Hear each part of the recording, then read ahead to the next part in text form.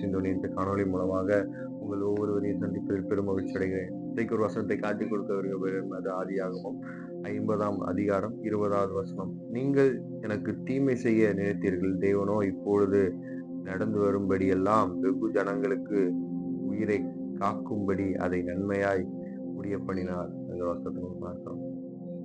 எல்லாருக்கும் தெரிந்த ஒரு சம்பவம், யோசிப்பின் சம்பவம். கூட பிறந்த சகோதரர் எனக்கு தீமை செய்யணும்னு நினைச்சிட்டாங்க. கூட பிறந்த சகோதரர் எனக்கு தீமை செஞ்சுட்டாங்க.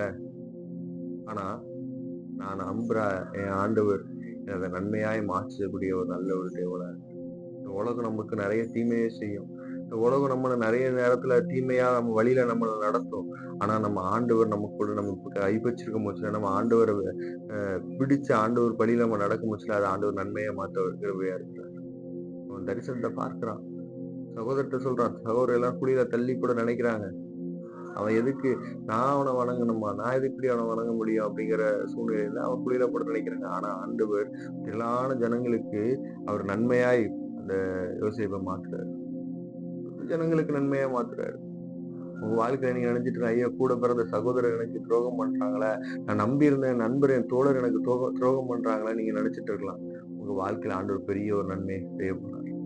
ஆண்டவர் மேல விசுவாசத்தை வச்சு பாருங்க. உங்க வாழ்க்கையில ஒரு பெரிய ஆசீர்வாதத்தை நீங்க பார்க்க முடியும். உங்கள் ஒவ்வொருவரையும் ஆசீர்வாதத்தை வழி நடத்துவாராக.